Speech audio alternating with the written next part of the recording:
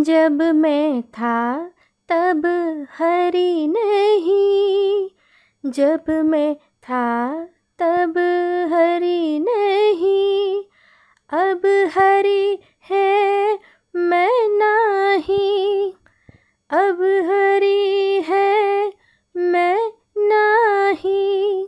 सब अंधियारा मिट गया, सब अंधियारा मिट गया, जब दीपक देखा माही, जब दीपक देखा माही।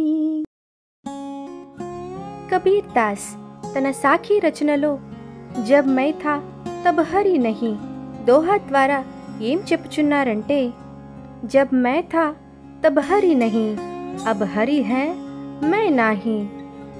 మనిషి నేను అనే అహంకారపు అంధకారంలో ఉన్నంత వరకు భగవంతుడిని పొందలేడు. ఎందుకంటే అహంకారం మరియు భక్తి ఒకే చోట నిలువలేవు. ఎప్పుడైతే హరి అనగా భగవంతుడు మనిషిలో కొలువు తీరుతాడో అప్పుడు నేను అనే అజ్ఞానం తొలగిపోతుంది.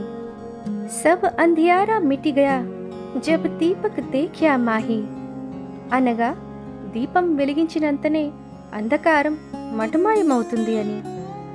ఈ దోహా ద్వారా మనిషిలో భగవద్భక్తి అనే దీపాన్ని వెలిగించినంతనే అహంకారం అనే అంధకారం దూరమైపోతుంది. శబ్దార్థ్ హరి భగవాన్ భగవంతుడు, నాహి నహి లేను, అంధియారా అంధేరా చీకటి, దీపక్ దియా దీపము, మాహి సంసార్ ప్రపంచము.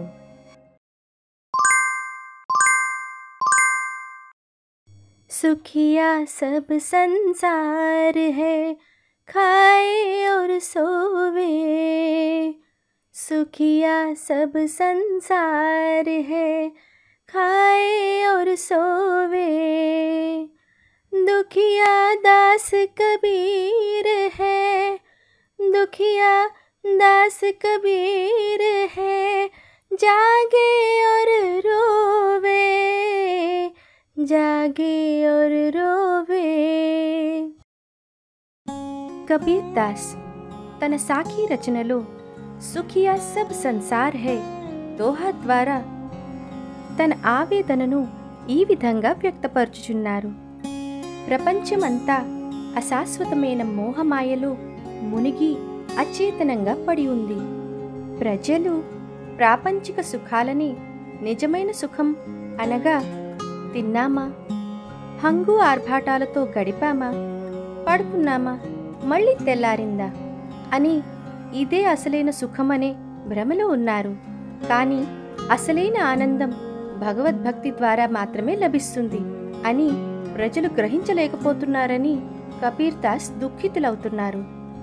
ఈ క్షణిక సుఖాలలో మునిగి జ్ఞానమని భగవద్భక్తి యొక్క అసలైన ఆనందం నుండి ప్రజలు వంచితులైపోచున్నారని కబీర్ దాస్ తన దోహా ద్వారా భగవంతుని భక్తి వైపు మళ్ళాలని సూచించుచున్నారు.